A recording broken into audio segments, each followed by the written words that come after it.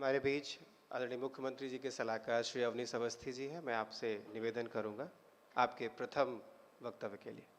पूज्य स्वामी चिदानंद सरस्वती जी परमार्थ निकेतन से हैं, लेकिन मैं ये मानता हूँ कि वो हरिद्वार के नहीं, यहाँ के प्रयाग के हैं। और मुझे ये बताने में बहुत खुशी है कि स्वामी जी के मार्गदर्शन में पिछली बार कुंभ में अरैल की तरफ जो है क्या भव्य बड़े बड़े कार्यक्रम आपके मार्गदर्शन में हम लोग ने भाग लिया है, पत्नी के साथ भाग लिया है, तमाम सारे लोगों के साथ भाग लिया है, विदेशी हमारे जो यहाँ पर श्रद्धालु आए थे उनके साथ भाग लिया है। आज मैं गौरवान्वित महसूस कर रहा हूँ कि सर के साथ जो है आज यहाँ मौके पर हूँ। कुंभ की पुरानी यादें फिर से धीरे धीरे ताज़ा हो जाएंगी। मैं निश्चय ही जो है सर का इस कॉन्क्लेव में सौरभ की ओर से, थिंक काउंसिल की ओर से आपका स्वागत करना चाहूँगा। मैं यहाँ पर आदरणीय चंपत जी हैं और मैं कह सकता हूँ कि उनसे ज़्यादा बड़ा कंट्रीब्यूटर पूरे देश में जो है मुझे नहीं कोई जानकार होगा। सालों सालों decades of effort and practice के बाद, और मैं इसलिए भी बहुत आधिकारिक रूप से कह सकता हूँ कि मैंने वो ज़माना भी देखा है 96, 97, 98 के आसपास जब मैं कलेक्टर था अयोध्या, तब फैज़ाबाद था, और अयोध्या में कोई भी कार्यक्रम किसी भी तरह का अगर होता था तो जिला प्रशासन पुलिस मना कर देती। और निश्चय ही मैंने वो जमाना देखा है जब उस समय धीरे धीरे मंदिर का प्रयास होना शुरू हुआ। कोर्ट्स ने अपने लेवल पर, जनपद स्तर पर जो कोर्ट स्पेशल कोर्ट थी, फिर हाई कोर्ट के आदेश को हम लोगों ने देखा। और मुझे इस बात की खुशी है कि 2019 में जब आदरणीय सुप्रीम कोर्ट का आदेश आया तो चंपत जी का ही कॉल आया कि ट्रस्ट बन रहा है और ट्रस्ट में सरकार की ओर से आप सदस्य हैं। और मुझे इस बात का भी गौरव है कि आज चंपत जी, जिन्होंने पूरी व्यवस्था बनाकर आज मंदिर पूरा करने की स्थिति बन रही है, और जैसा कि आपने अनाउंस किया है कि अगस्त 2025 में मंदिर बनेगा और कंप्लीट हो जाएगा, शिखर और सब कुछ पूरी व्यवस्था में आ जाएगा। मैं सर के साथ आज बैठ के ये मैं खुद भी गौरवान्वित महसूस कर रहा हूँ कि सर यहाँ पर हैं। चंपत जी का मैं ये कह सकता हूँ कि जमीन में जो गड्ढा जब खोदा था मंदिर का, तब उस समय से एक एक चीज को देखकर कैसे उसकी व्यवस्था करना, और अब जब आरती होती तो आरती तक की कैसे व्यवस्था करना, अब जो है कैसे कार्ड छपेगा और कार्ड में क्या लिखा जाएगा, जब शिलान्यास हुआ और आदरणीय प्रधानमंत्री जी आए, एक एक चीज को खुद देखना, ये जो एक व्यवस्था है। मैं यहाँ पर बहुत सारे यंग लोग हैं, मैं कहना चाहूँगा आपसे जो है आप सीखें, जानें कि कैसे चीज अगर कोई ऐतिहासिक करनी है या बनानी है, कोई भी एफर्ट करना है तो आपसे जो है सीखना आवश्यक है। यहाँ मंच पर अशोक मेहता साहब हैं, उनसे हमारा परिचय भी पुराना है और हाई कोर्ट से कहीं ना कहीं किसी न किसी रूप में मैं जुड़ा रहा हूँ। गृह सचिव के नाम से आपका स्वागत करना चाहूँगा, डायरेक्टर साहब का मैं विशेष स्वागत करना चाहूँगा, और केपी सिंह साहब जो है यहाँ पर बैठे हैं। पिछला कुंभ आपने पुलिस की व्यवस्था उसका जो है सुनिश्चित किया था, बहुत क्लोजली हम लोग ने कार्य किया था, तो मुझे इस बात का अत्यंत जो है सुख अनुभूति हो रही है कि ऐसे मानंद लोगों के समक्ष जो है आज हम लोग यहाँ आए हैं।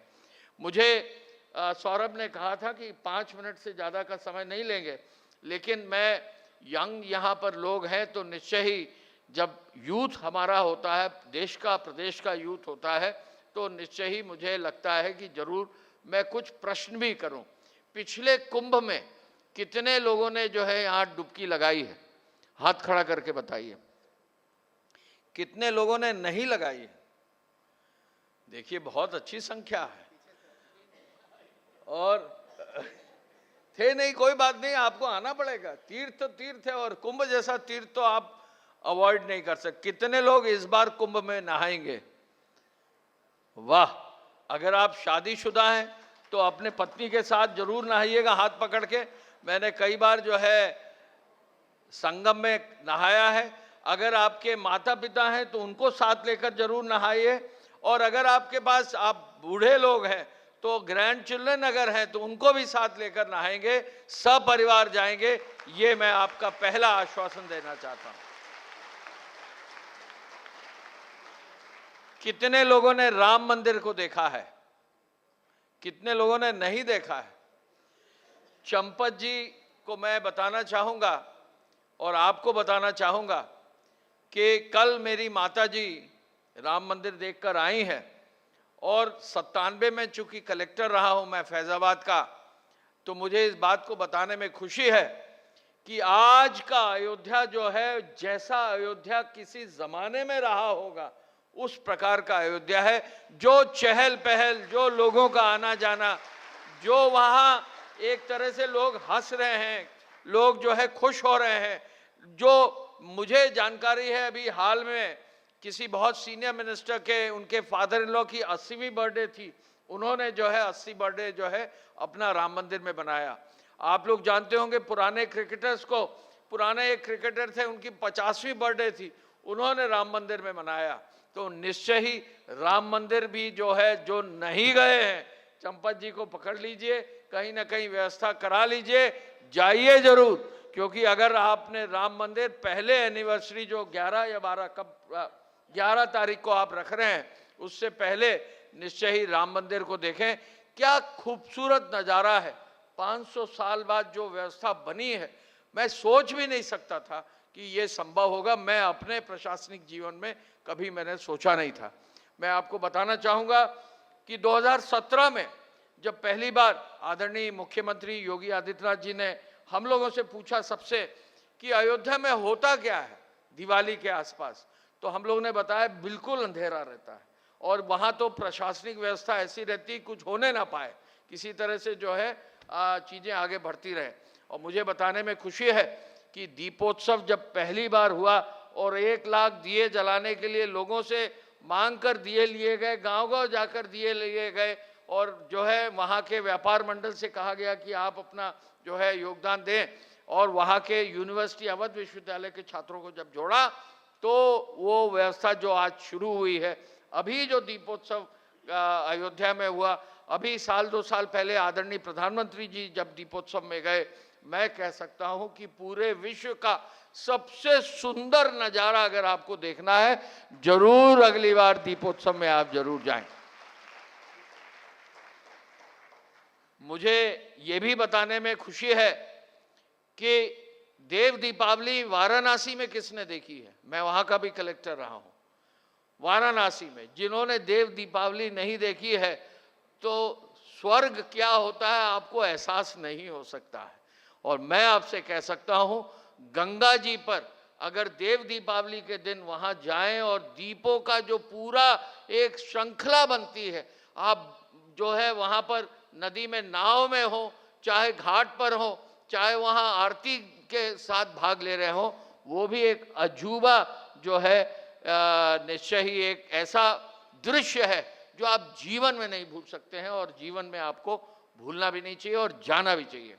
मुझे एक, चूंकि यहाँ आज टूरिज्म पर है, अभी हमारे ही वक्ता ने कहा, अभी गवर्नर शायद अभी एक वक्ता ने किसी ने कहा, हाँ जी, स्वामी मित्रानंद जी ने कहा, और उनकी बात हम लोगों को पॉइंट आउट अभी चिदानंद जी ने भी किया है कि 60% देश का टूरिज्म जो है ये धार्मिक टूरिज्म है। और जिस समय 2017 में योगी जी ने ज्वाइन किया था, मेरे पास टूरिज्म और कल्चर का चार्ज दिया गया, उन्होंने कहा कि आपने अभी तक 1% भी यूपी का पोटेंशियल अचीव नहीं किया है। और मुझे इस बात को बताने में खुशी है कि आज अयोध्या में चंपत जी के जो पूरा व्यवस्था है, ट्रस्ट की जो पूरी व्यवस्था है, कभी कभी 2 से 2.5 लाख और 5 लाख लोग भी अयोध्या आ जाते हैं। पूरे देश में आज काशी धाम में और अयोध्या में सबसे ज़्यादा संख्या में जो है श्रद्धालु आ रहे हैं। तिरुपति हमारा एक स्थायी व्यवस्था जरूर है साउथ में, लेकिन नॉर्थ में अब जो है ये व्यवस्था बहुत मजबूत हुई है। यहाँ उत्तराखंड के माननीय मुख्यमंत्री जी नहीं हैं, मैं कहना चाहूँगा कि अब उत्तराखंड, मैंने भी एक ज़माने में रानीखेत में सर्व किया है, अब उत्तराखंड में भी 4 धाम यात्रा में इतनी भीड़ हो जाती है कि निश्चय ही उत्तराखंड भी आगे आने वाले समय में इतना ज़्यादा संख्या में लोग वहाँ पर्यटक जाएंगे। और अभी दिल्ली देहरादून हाईवे जिस दिन से शुरू हो जाएगा, उत्तराखंड भी जो है आगे बढ़ेगा। वहाँ के कुंभ को भी हमने देखा है, हरिद्वार को भी हमने देखा है, और निश्चय ही ये भी एक बहुत बड़ा हमारे लिए कीर्तिमान है। मैं केवल इतना आपसे कहना चाहूँगा कि आदरणीय प्रधानमंत्री जी के मार्गदर्शन में हमारे देश को एक नारा दिया गया है कि 2047 तक हम उसको विकसित भारत बनाएंगे। कितने लोग जानते हैं कि प्रधानमंत्री जी ने हमारी इकोनॉमी को 5 ट्रिलियन इकोनॉमी बनाने का एक लक्ष्य निर्धारित किया। जब कोई हाथ खड़ा कर सकते हैं जो छात्र हैं, 5 ट्रिलियन इकोनॉमी का। मैं आपको बता सकता हूं कि आज विश्व में हमारा जो देश है वो लगभग 4थे स्थान पर आ गया है। 5 ट्रिलियन इकोनॉमी के लक्ष्य के क्रम में लगभग 4 ट्रिलियन पर आ गया है, और हम बहुत जल्दी ही जो है चाइना और यूएसए के बाद इंडिया का नंबर आएगा। और मैं इसलिए आपसे ये कह रहा हूं कि योगी जी ने भी प्रदेश को 1 ट्रिलियन का लक्ष्य रखा गया है, और जो 2 सेक्टर हमारी इकोनॉमी को आगे बढ़ाने के लिए सबसे महत्वपूर्ण है, एक है आईटी और इलेक्ट्रॉनिक्स का सेक्टर, और दूसरा जो है पर्यटन और ये पूरा जो ट्रैवलिंग का सेक्टर है, ये सब है। आज हमारे प्रदेश में ये जो हमारे तीर्थ स्थल हैं, ये जो कुंभ होने वाला है, ये जो आगे कार्य होने वाला है, इनसे जो है लगभग टूरिज्म का ग्रोथ इकोनॉमी में जो है 40% हो रहा है। और अगर हमारे प्रदेश को 1 ट्रिलियन के लक्ष्य को अचीव करना है तो वो संभव तभी होगा जो हम अपने पर्यटन को और आगे बढ़ाएंगे। मुझे बताने में इस बात की खुशी है कि इस कुंभ के में मेरा अपना व्यक्तिगत नाता बहुत ही क्लोज है। 1989 में मेरी यहाँ तैनाती इलाहाबाद, तत्कालीन इलाहाबाद में रही, और मुझे इस बात की खुशी है कि 89 का कुंभ जो था उसमें एसडीएम सदर चायल में यहाँ था। तो पहली बार कुंभ में मुझे जो है 89 में यहाँ पर उस समय घोड़े पर चलकर हम लोग मैजिस्ट्रेसी किया करते थे, और अगर सोने को मिलता था तो पुआल के ऊपर जो है दरी बिछाकर टेंट लगाकर पुआल पे सोया करते थे। और उसमें भी हम लोग सोचते थे बड़ी लग्जरी टेंट है, क्योंकि सामान्यतः आदमी बाहर कहीं कंबल लेकर सोया करता, ठंड खूब हुआ करती थी। तो मुझे बताने में खुशी है कि उसके बाद बिजली की व्यवस्था 2 बार कुंभ में मुझे करने को मिली है, और इसके साथ साथ 2019 में आदरणीय माननीय मुख्यमंत्री जी के मार्गदर्शन में सूचना और टूरिज्म कल्चर सबको साथ लेकर हम लोगों को भी छोटा बड़ा अपना योगदान देने का अवसर मिला है। पिछले बार कुंभ में लगभग 24 करोड़ लोग आए थे, और इस बार 35 से 40 करोड़ आने की संभावना है। इस पिछले कुंभ को स्वच्छ, दिव्य और भव्य कुंभ कहा गया था। इंटरनेशनली भी एम्बेसडर्स आए थे। पिछली बार पहली बार कुंभ में स्वच्छता के लिए जो है बायो रेमेडिएशन कराकर टॉयलेट्स बनाए गए थे। स्वामी जी इस बात के लिए जो है आपको अपना मार्गदर्शन देंगे। पहली बार स्वच्छ, दिव्य और भव्य कुंभ दिया गया था। मैं इस मंच से कहना चाहूँगा, काफ़ी सीनियर लोग यहाँ मंच पर हैं, अगर हम अपने किसी भी तीर्थ स्थल पर जा रहे हैं, हम अपना कोई मंदिर चला रहे हैं, हमारे पास कोई पर्यटन स्थल है, तो पहली चीज यहाँ छात्र बैठे हैं, स्वच्छता इंश्योर आपको करना होगा। हम सनातन धर्म के जो भी स्थान हैं, अगर एक श्रद्धालु के नाते, एक वहाँ ट्रैवलर के नाते पहली चीज ये इंश्योर कर लें कि हम स्वच्छता इंश्योर करेंगे, तो निश्चय ही बहुत फर्क पड़ेगा। हमारे देश में सबसे बड़ा चैलेंज किसी भी बड़े आयोजन में, कुंभ जैसे आयोजन में, स्वच्छता ही है, और उसके लिए काफ़ी धनराशि व्यय करनी पड़ती है। अगर हम खुद स्वच्छ रहेंगे, कूड़ेदान में डालेंगे, ये देखेंगे कि कहीं भी हम गंदगी खुद न करें या हमारे लोग न करें, तो बहुत फर्क पड़ेगा। तो मैं इस मैसेज के साथ आपको कुछ फिगर्स देना चाहूँगा, चूँकि यहाँ छात्र भी हैं और इंडिया थिंक काउंसिल के लोग भी नोट कर रहे होंगे। लगभग 21 कार्यदायी संस्थाओं के साथ जो है 549 परियोजनाओं को लेते हुए जो है 6,990 करोड़ राज्य सरकार कुंभ पे खर्च कर रहा है। मेरे ख्याल से पूरे विश्व में किसी एक आयोजन के लिए इतना बड़ा खर्च प्रदेश नहीं करता है।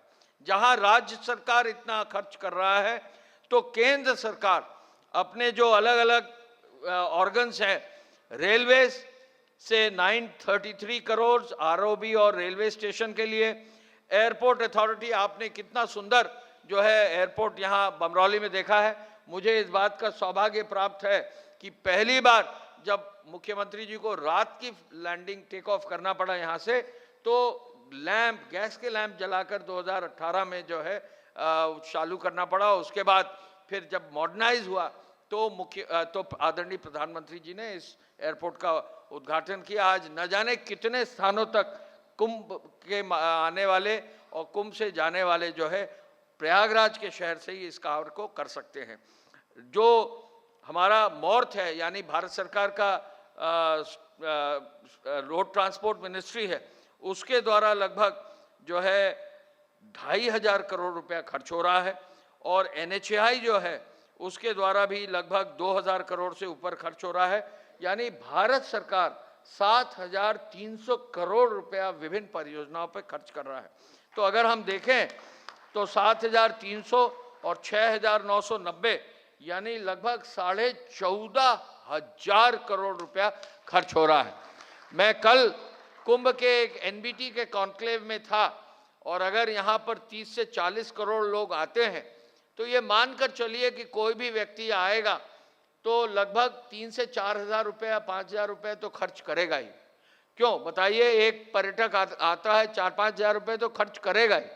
अगर 4 हज़ार रुपये भी खर्च करता है और 40 करोड़ लोग आते हैं, तो इस पूरे क्षेत्र की इकोनॉमी में, चाहे वो प्रयागराज हो, चाहे वो वाराणसी हो, चाहे वो विंध्याचल हो, चाहे वो अयोध्या हो, लगभग 1,60,000 करोड़ रुपए का इकोनॉमी में जो है पुश आएगा। मैं आजकल $1 ट्रिलियन इकोनॉमी जो प्रदेश की है उसका जो एक्सपर्ट कमेटी का अध्यक्ष हूँ। तो ये जो कार्य हो रहा है इकोनॉमिक साइड में, अभी हमारे मित्रानंद जी ने कहा इकोनॉमिक्स एंड टूरिज्म, इसको जोड़कर देखने का ये जो कार्य है ये बहुत बड़ा है। मैं कुछ आंकड़े और भी आपको दे दूं। मैं जरूर एक चीज और भी कहना चाहूंगा कि आप में से कितने लोग जानते हैं कि अक्षयवट कितने लोग गए होंगे? अक्षयवट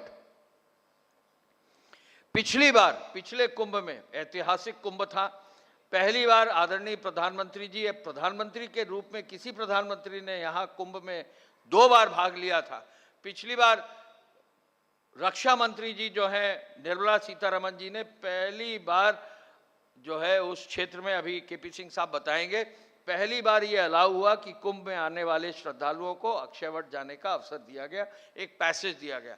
अब तो वो एरिया बहुत ही सुंदर हो गया है। कितने लोग सरस्वती कूप गए होंगे? पूछिए। कितने लोग जो है पातालपुरी गए होंगे? भारद्वाज आश्रम किसने देखा है? भारद्वाज आश्रम के पीछे क्या कहानी है? भारद्वाज ऋषि से क्या जुड़ा हुआ है हमारा पूरा?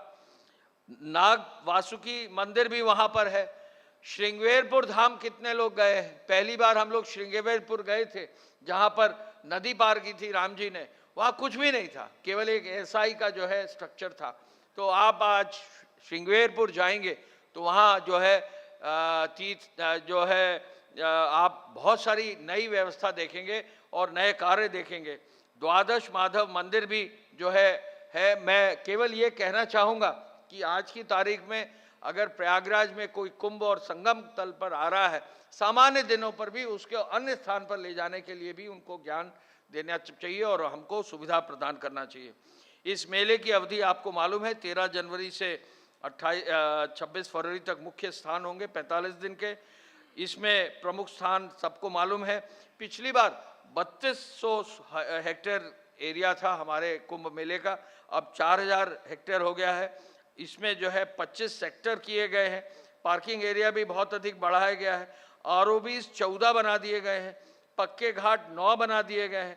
रिवर फ्रंट, अभी मैं आ रहा था फाफामऊ पुल के नीचे, पिछली बार मुझे ध्यान है कि पुल के नीचे जब भीड़ उधर से चलती थी तो बड़ी मुश्किल आती थी, गाड़ियों की जो है व्यवस्था नहीं हो। अब पूरा पक्का कर दिया जा रहा है जिससे नदी के किनारे किनारे लोग जा सकें। शटल बस, पिछली बार 3 वर्ल्ड रिकॉर्ड हम लोग के सामने बनाए गए थे जब यूपीएसआरटीसी की बसों की सबसे बड़ी लाइन जो है खड़ी करके उसको आगे किया गया था। यहीं कुंभ में वृक्षारोपण का भी एक लक्ष्य रखा गया था, तो कई वर्ल्ड रिकॉर्ड, गिनीज रिकॉर्ड भी यहाँ बनाए गए थे।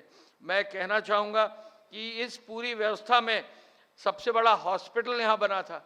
मुझे ध्यान है कि यहाँ सबसे बड़ा आई कैंप भी जो है यहाँ प्रयाग में हुआ था। तो मैं मानकर चल रहा हूँ कि आप सब जितने लोग यहाँ पर है कुंभ और कुंभ से जुड़े हुए, कुंभ के शहर में है, MNIT में आपके परिसर में डायरेक्टर साहब हैं, तो निश्चय ही आपकी व्यवस्था भी होगी। लेकिन मैं जरूर कहना चाहूँगा कि आप अपने परिवार, अपने दोस्तों को, सबको बुलाइए। और कुंभ इस बार भीड़ बहुत होगी, तो अगर आपने अपनी व्यवस्था पहले से नहीं कर रखी होगी, 1,60,000 टेंट बने हैं। पिछली बार टेंट सिटी का कार्य हम ही लोगों ने शुरू किया था। टेंट सिटी में रहिए, रात में रहिए, नहाइए नदी में, सुबह भोजन करिए और 1 या 2 दिन जरूर अगर बिताएंगे तो आपको लगेगा कि सही ये हमारा जो है जीवन सही दिशा में चल रहा है। तीर्थ जाने का मतलब नदी में नहाना, तीर्थ जाने का मतलब स्नान करना। बहुत सारे तीर्थ जाकर केवल छोटा मोटा आचमन करके और थोड़ा बहुत पूजा पाठ करके चले आते हैं। ऐसा कोई तीर्थ नहीं है जहाँ पर आप नदी में ना जाएं। अगर आप अयोध्या जाएं तो सरयू जी में नहाकर जरूर आएँ, आप प्रयाग जाएं तो जरूर नहाकर जाएं। अगर आपने कभी भी गंगा जी के उस पार वाराणसी में नहाया होगा बालू पर, तो आपको मजा आ जाएगा। मैं छात्रों को कह रहा हूँ, इसलिए कह रहा हूँ कि आप लोग सब यंग हैं, तो आप लोग सब कोशिश करें। और अगर हमने ये भी एक योजना बनाई थी और हमने खुद भी उसमें भाग लिया था, प्रयाग से अगर आप बोट से चलकर मिर्ज़ापुर तक जाएं और फिर मिर्ज़ापुर से बनारस तक जो है पूरी बोट पे सवार होकर जाएं, कुछ दिन लगते हैं, लेकिन वो भी एक बहुत खूबसूरत जो है एक कार्य है। आपको मालूम है कि वाटरवेज जो है डेवलपमेंट आदरणीय प्रधानमंत्री जी ने उसका निर्देश दिया है, इस कार्य को भी आगे किया जा सकता है। हमारी नदियाँ बहुत खूबसूरत हैं, नदियों को बचाइए, जल को बचाइए, हमारी जो एनर्जी कंजम्पशन है उसको बचाइए, स्वच्छ रहिए और आगे देश को बनाकर पूरे विश्व में पहला स्थान हो, ये विश्वास के साथ मैं India think council, Saurabh ji विशेष रूप से उनके पूरी टीम को और यहाँ पर MNIT को और विशेष रूप से स्वामी जी को, चंपत जी को, हमारे और सभी साथियों को धन्यवाद। जय हिंद।